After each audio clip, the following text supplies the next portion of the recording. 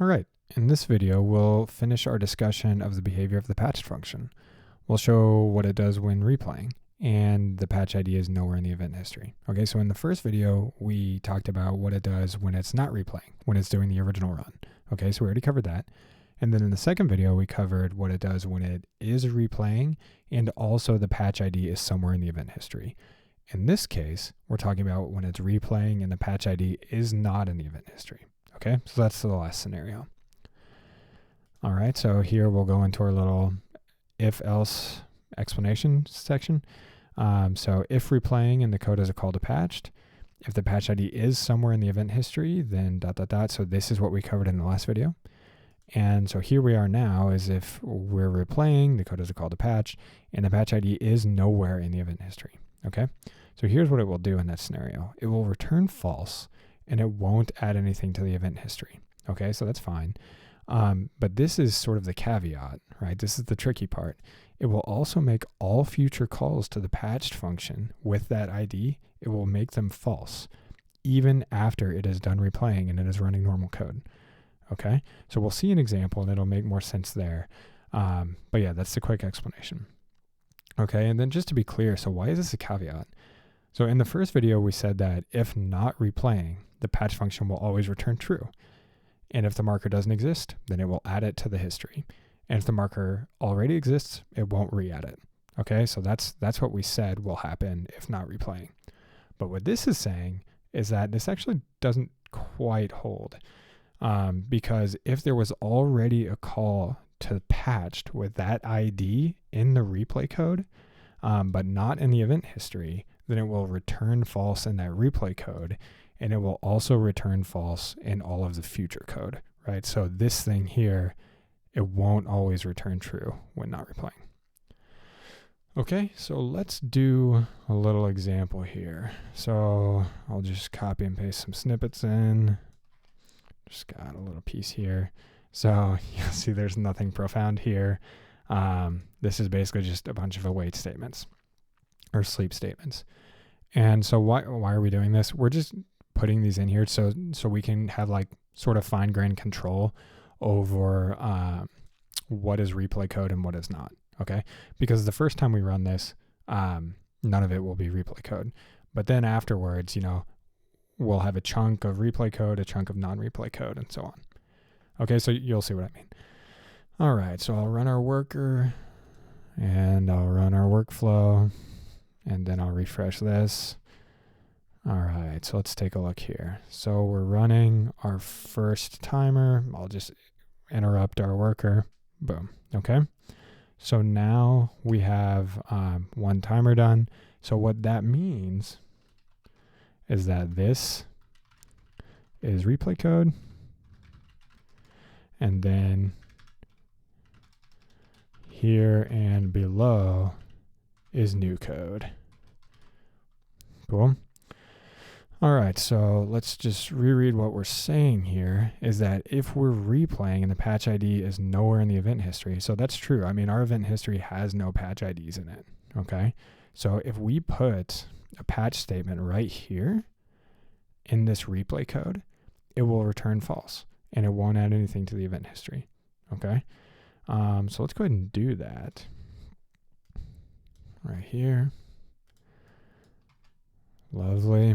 All right. So now what we're going to do is turn on our worker again. All right. So I just killed our worker again, just so we just have like some time. Okay. Boom. False. Okay. So this returned false because it's a replay code and there is there's nothing in the history that talks about this patched v1. Okay. So now we need to move these because here and below is new code and this is replay code. And this is also replay code, anything in here. So if we just, for giggles, we go ahead and put that in here too, it'll just return false twice, right? Boom, return false twice. And no markers were added to the event history. Cool. And so now this actually belongs down here and all of this is going to be replay code, right? So maybe it looks a little convoluted here. So I can remove one of these if we want. Anyway, so replay code here, replay code here, replay code here. All right. And so now just to really show us all, so the new code will be down here. This is where we're getting into the caveat. So we just showed like this normal behavior, but now we're going to show the caveat, because this right here is going to be new code, but it's still going to return false, and it's still not going to add it to the event history. Okay. So this is kind of maybe the unexpected behavior. So if we run this, false, false, looky here, no marker, no nothing. Okay. So yeah, that's the unexpected behavior, right? And if we come down here and right here, so now we're at new code down here. So if we undo this one, now we're not in our caveat situation. So now our new code is just running this, and the patch ID is nowhere in the event history, but it also doesn't have this thing above it to set it to false. So now if we run this, now it's going to actually have that patch in there. Boom, there we go. Okay, so just to be clear, when we don't have this in here, it's going to return true and add the marker. But when we do have this in here originally, it would make both of these false. Okay, so now really to super drive the point home, now this marker, this patch ID v1, this is in the event history. So now actually they will both return true, right? And that is good. So this one actually I think would cause an NDE, because we're at 1, 2, 3, 4 sleeps. 1, 2, 3, 4 sleeps. So this one should be the first one, right? So we're going to get an NDE if we run this. Okay, let's do it. Boom, NDE. Lovely. Now why is that? So this is similar to the last video, because we're replaying and we do have the patch in the event history. And the first time we hit it, it's going to try to add it between the first and second sleep. And that does not match the original event history. That's an NDE error. Okay. And so now let's say we remove that one. We come down here. So this one won't throw an NDE error. So this is good. This will actually write it to the replay event history, and it will match the original event history. So we're good.